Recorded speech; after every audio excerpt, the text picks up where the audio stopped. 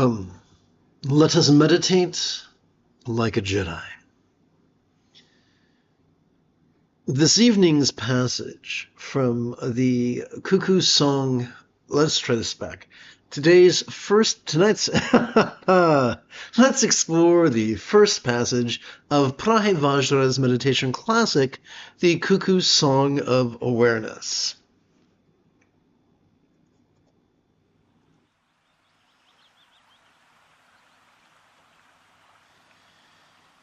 The true nature of infinite diversity is non-dual, for the wisdom of each phenomena is free of the need for conceptual elaboration. So, the true nature of infinite diversity is non-dual. What does that mean? For me to explain that, I'm going to have to turn to some visual aids. Now, both this text, which is the 5 early translations, comprising Prahe Vajra's Ati-yoga-chitta, is available for free download as a PDF, and so are the visual aids that I'm going to turn to. Everything I do is free. I'm not trying to sell you nothing. So let's tap button 9.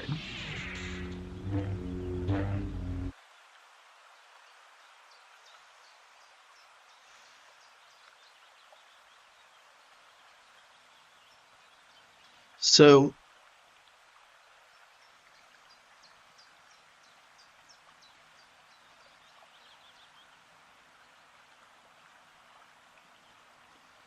every time we inhale, we've evolved to automatically access the middle region of our spinal cord, whose fancy name is the sympathetic nervous system.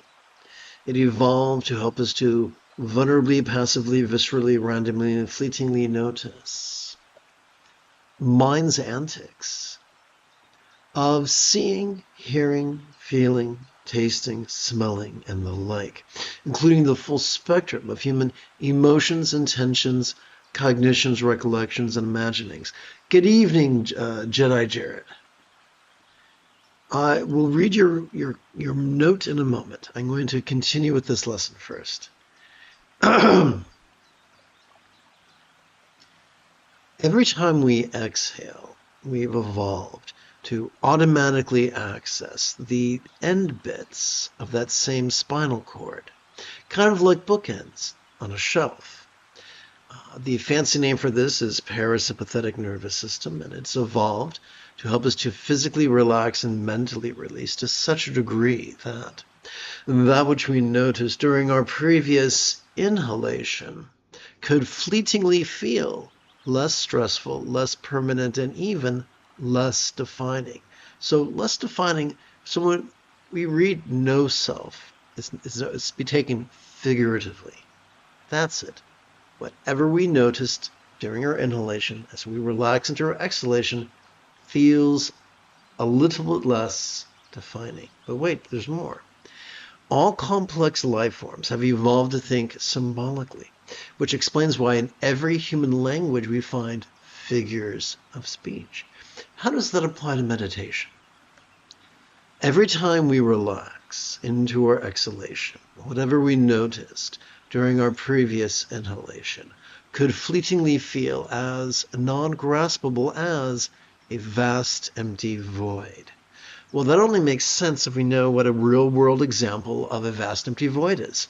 How about the illusion of the infinite azure sky on a bright and beautiful cloudless morn, which, although could look tantalizing to the eye, feels non-graspable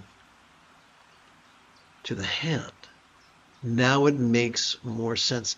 Based on this, now we can go back to the teaching text.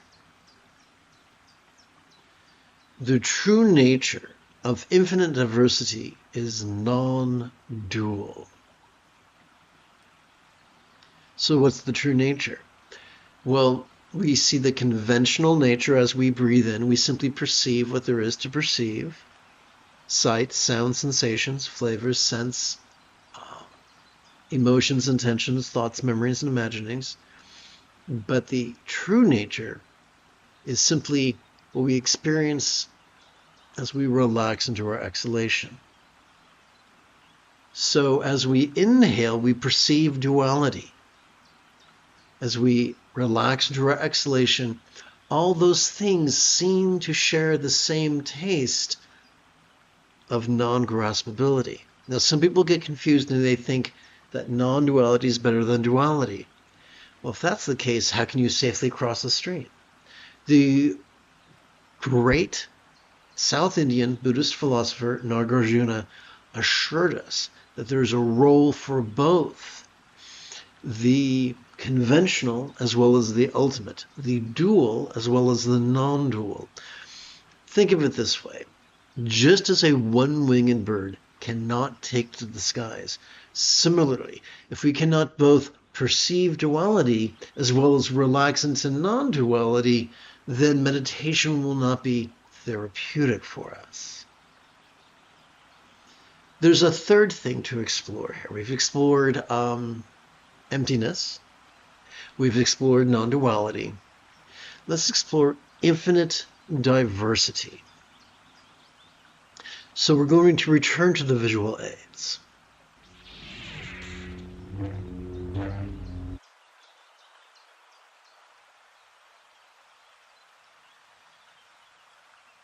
Every human infant is born with our survival instincts firing, our dopamine-oriented reward system driving us to be rigid, fearful, superstitious, controlling, elitist, cryptic, competitive, and cruel.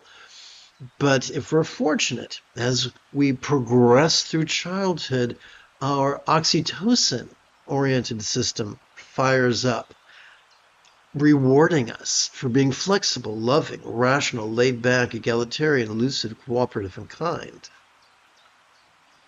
Sadly, Sturgeon's law reminds us that 90% of everything sucks, including humans, including meditation teachers.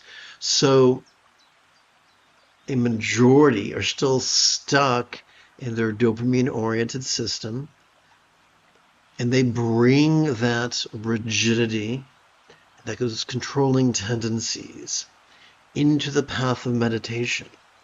And they tell people they're only allowed to notice one thing, or they're not allowed to notice anything.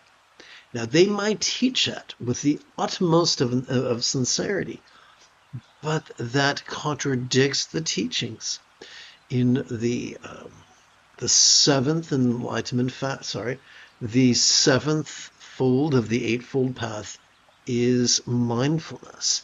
Noticing whatever comes up is part of a path. The first enlightenment factor is mindfulness. Noticing whatever comes up, the full spectrum of experience, everything, from the external to the internal, from the physical to the mental, from the pleasurable to the painful, from the interesting to the boring, from the glorious to the grotesque, from the beautiful to the ugly, from the discordant to the melodious, from the painful to the pleasurable, from the fragrant to the foul, from the delicious to the disgusting. It's not our job to push and pull. Our job is to respond to everything the same way. We respond to everything by noticing it as we breathe in. We respond to everything by relaxing as we breathe out. That is the effortless path of bringing the entire spectrum of experience into the path of non-duality. Let's continue.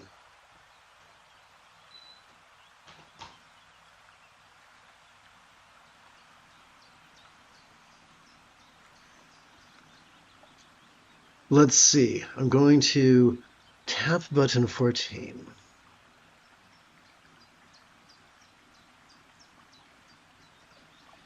And I wish to recapture the context. The true nature of infinite diversity is non-dual. For the wisdom of each phenomena is free of the need for conceptual elaboration. This is very important. And once again, to explain it, I'm going to rely on some visual aids. So I'm going to tap button 9.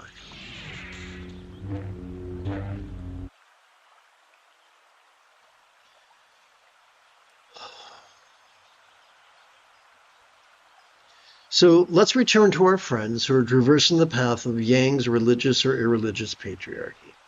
Concisely, it can be described as the path which trains us to be more and more cowardly and cruel and competitive. Upon this path of controlling tendencies,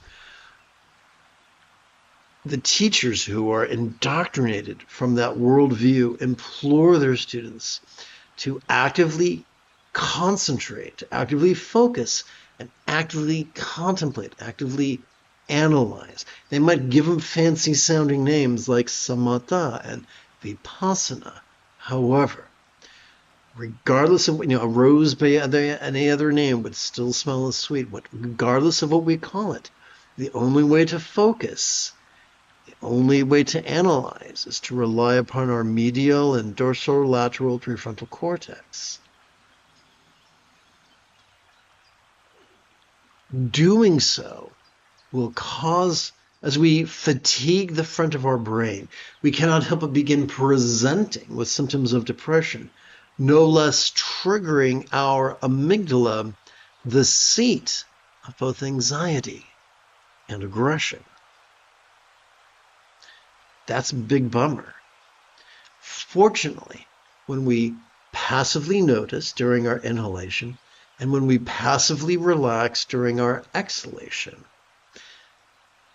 our cooperation with our sympathetic and parasympathetic nervous systems calms the aggression and anxiety of our amygdala, increases our peace, our contentment, and gently stimulates our anterior cingulate gyrus, which functions as the hub of our mirror neurons, the seat of compassion and cooperation. So the freedom that the Buddha offers us is not freedom from the inability to solve a quadratic equation. It's freedom from the tyranny of our choices and utterances and deeds. I should rephrase that. Freedom for our choices, utterances, and deeds from all kinds of stuff that we're exposed to. Perceptions, emotions, intentions, thoughts, memories, and imaginings. That freedom is not forged by analysis. That freedom is forged by passively noticing and passively relaxing. I've had the very good fortune to have had teachers on the path of Yang's patriarchy and teachers on the path of Yin's matriarchy. The ones who I wish to emulate the most were on the path of matriarchy. Whenever I applied these teachings over here, I became a cranky, anxious bastard. Whenever I apply these teachings over here, I become more peaceful and more loving.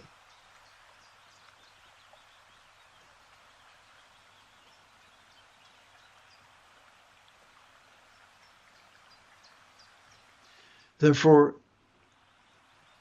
the wisdom of letting go that is available to us during each exhalation does not need any pseudo-intellectual double talk. It does not need analysis. It does not need explanation. It does not need any elaboration. One of the most delicious ironies is that the Buddha taught. Let me back up for a second. So there are two paths. The path of patriarchy is the gradual path. that claims to eventually get you to the goal. The matriarchy's path is the sudden path. In the penultimate passage, the second to the last passage of the Buddha's discourse on the four bases of mindfulness, he promised that it is possible to master his path in as little as 7 days, which is really cool.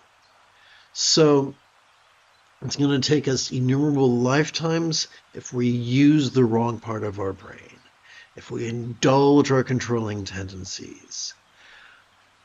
I don't know about you, but I was raised to be super controlling, probably because I have so much brain damage.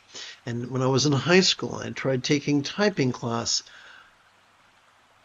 I was overthinking it, partly because of I have that flavor of ADHD, which is hard on mnemonics for me. But so I had difficulty typing, and I was forever overthinking everything. And so I learned the hard way that the path to master typing is not the path of conceptual elaboration. It's the path of passively going through the typing exercises and allowing our viscera to guide us. Same thing for the Buddha's path. The key to mastering mindfulness and meditation is to, instead of actively competing against our autonomic nervous system, we passively cooperate with it. I promised I would check what Jared wrote. So let's push button 8 real quick. So Jared wrote, I haven't meditated in a long while, but it's probably not good to view it as something you need to keep,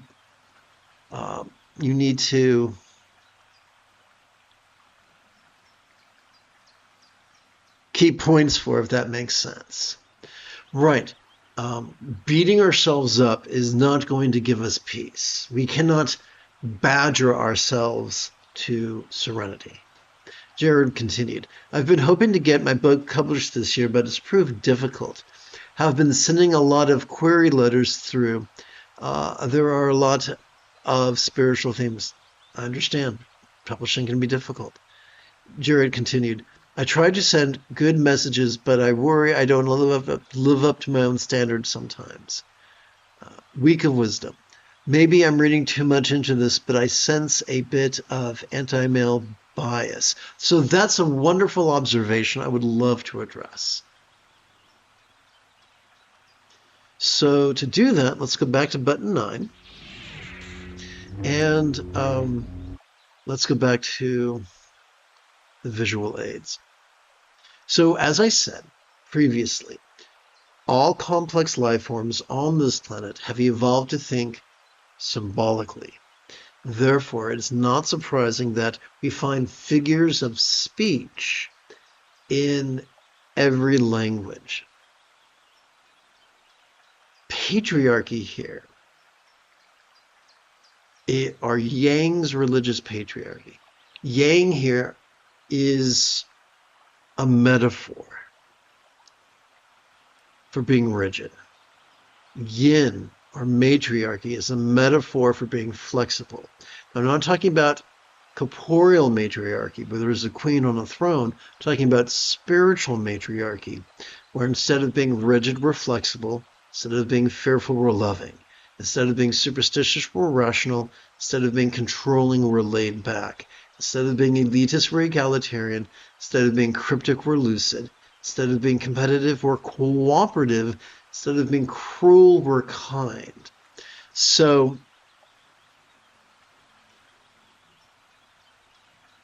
these are universal observations. They are not unique to Taoism. Wherever you find people, you will find a lot of them rigid, few of them flexible. So, are all women perfectly flexible? No. Are all men completely rigid? No. But we can look at the teachings defensively, or we can be honest and say, well, for instance, I watched a video earlier last week by a creator I really liked, who talked about the need for white folk to express the humility or to act with the humility to learn from women of color who have been leading civil rights organizing or practicing civil rights organizing for decades, rather than being some white guy who's gonna, reinvent the wheel. And when I first heard that, it hurt.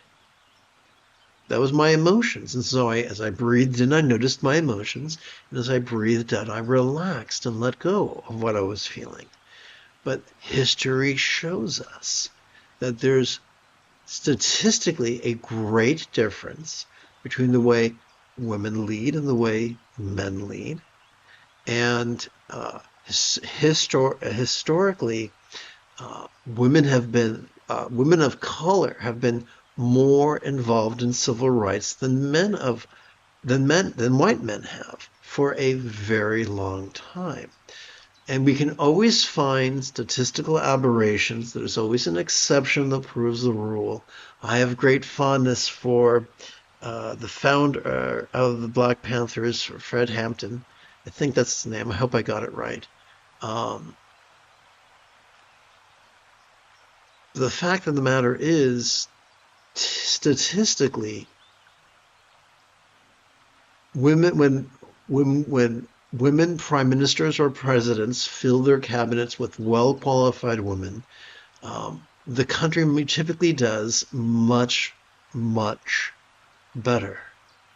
When we contrast chimpanzees with bonobos, chimpanzees live in a psychotic patriarchy, and bonobos live in an amazing matriarchy.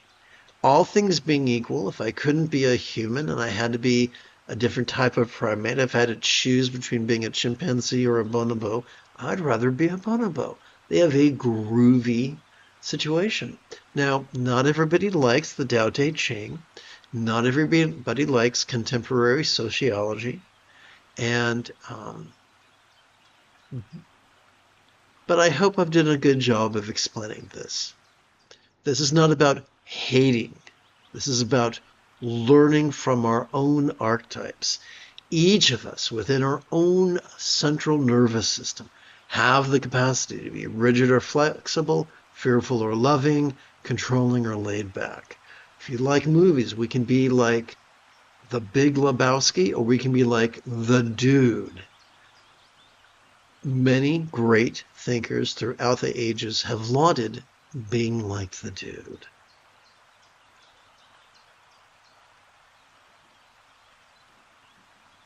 So, let's move forward. Having completed our opening lesson, let's now shift gears.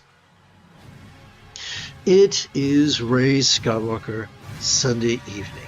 Come, let us meditate like a Jedi after about 30 seconds of housekeeping. This is the Dzogchen Semde Lama Jigme Gyatso of the Buddha Joy Meditation School. For more than 30 years, I have harnessed my autistic special interests as well as my ADHD hyperfocus to spend about 8 hours a day, almost every day, studying, practicing, mastering, and reverse engineering the teachings and techniques of each school of meditation so that I can become your personal, nerdy, neurodivergent guide to nirvana. Welcome, my friends, to Meditate Like a Jedi, which is made possible due to the generosity of viewers just like you.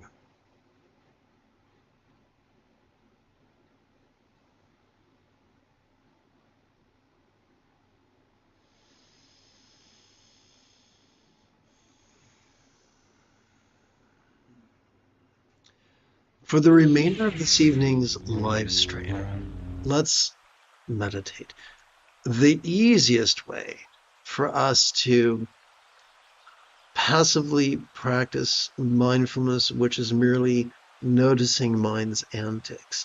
It's for us to silently and mentally recite the demonstrative pronoun this each time we feel our lungs inhale.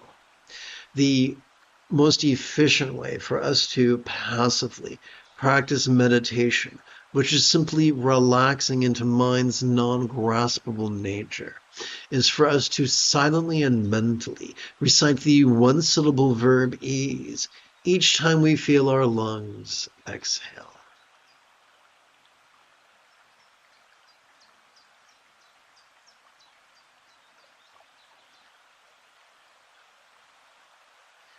For the remainder of the live stream, let's limit comments to questions about Buddhist philosophy or Buddhist meditation.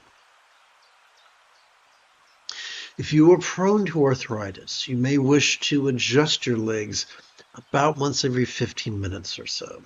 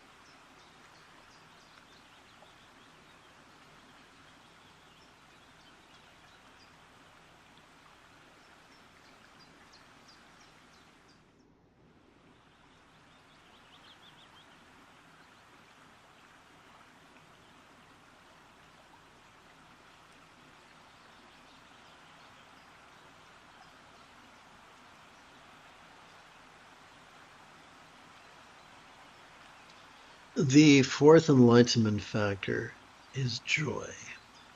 The way we meditate can make us miserable or make us happy. If we squander time and energy concentrating on contemplating, we're going to be exhausted and cranky. If we invest our time passively noticing and relaxing, we're going to experience greater happiness and fulfillment.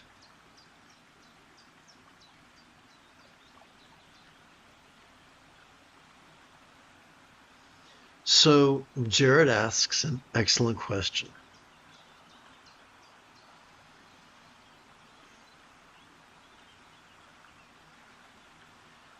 The essence of all the Buddha's teachings is found in his Eightfold Path, 50% of which pertains to kindness, mentally kind intention, to personally kind communication, physically kind conduct, and circumstantially kind commerce.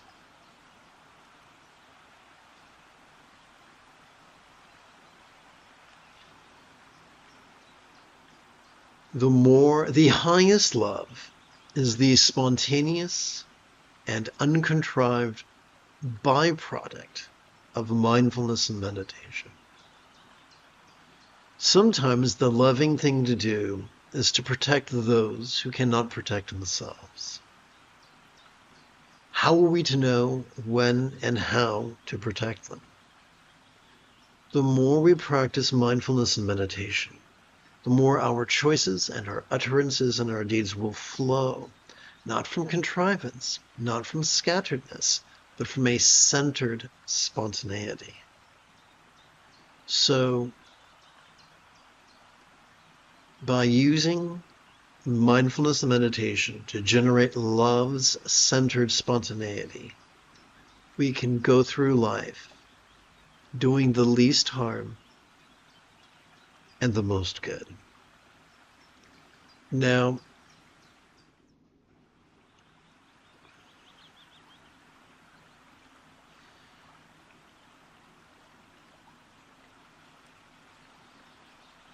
there's something called neuroplasticity. The more we study unarmed combat or armed combat, the more likely we are to engage in armed or unarmed combat. However, the more we notice and relax, the more apt we are, the more prone we are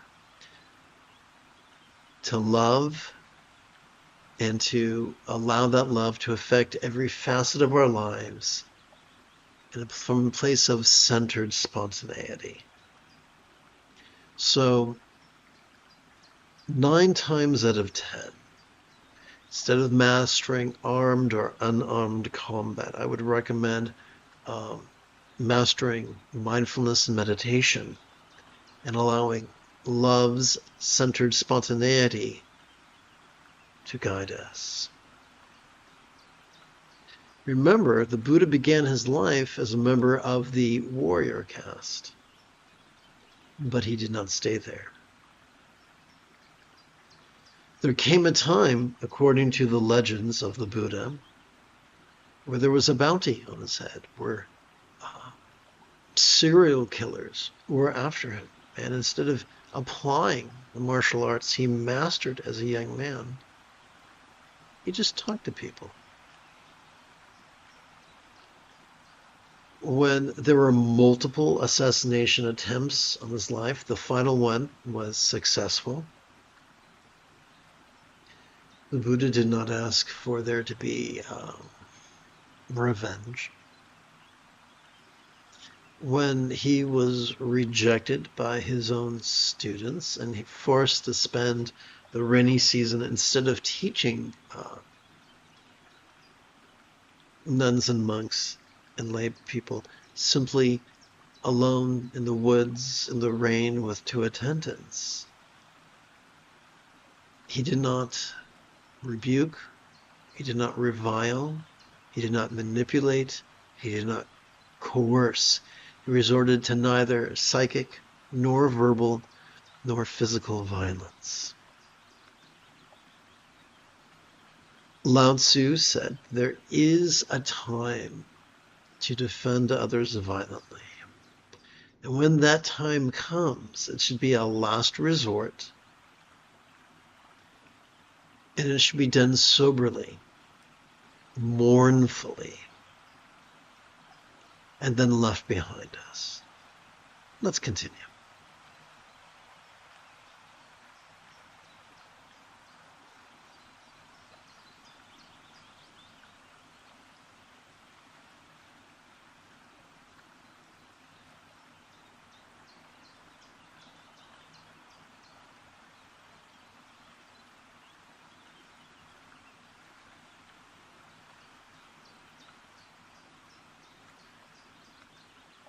One might ask, in a time where fascism reigns and ruins people's lives, are we to sit on our hands and piously do nothing? Of course not.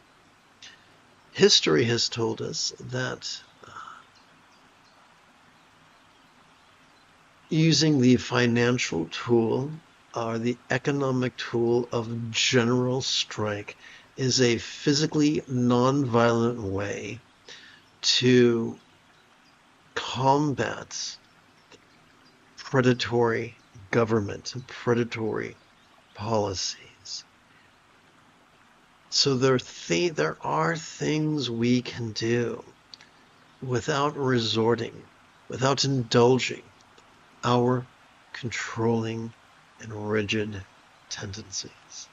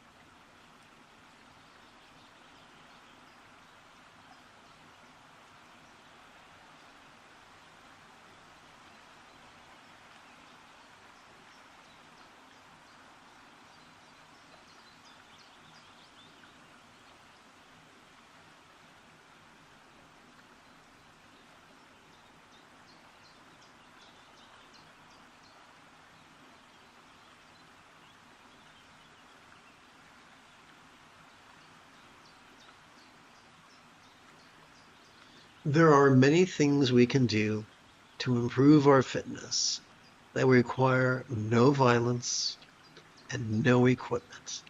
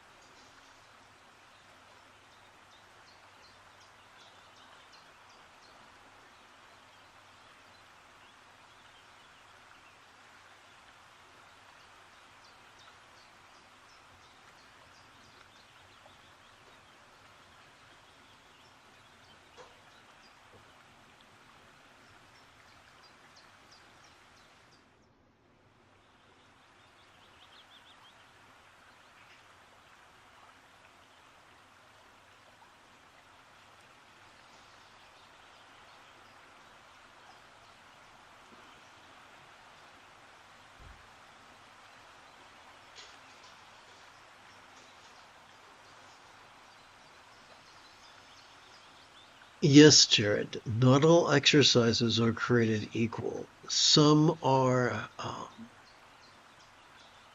injurious in the long term, and others are gentle and promote cardiovascular and skeletal and overall well-being.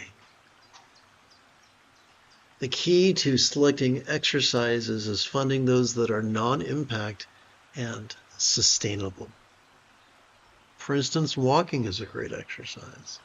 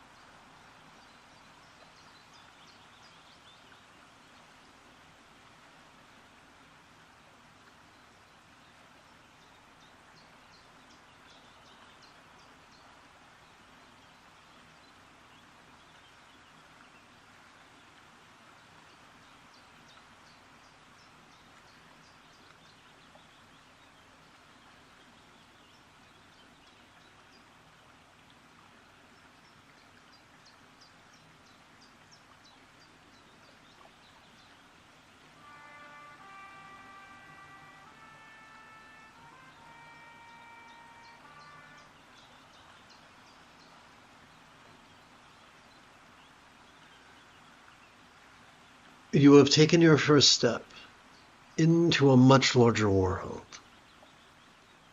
If you feel that I have earned it, you could give this live stream a thumbs up. You could even help support this channel.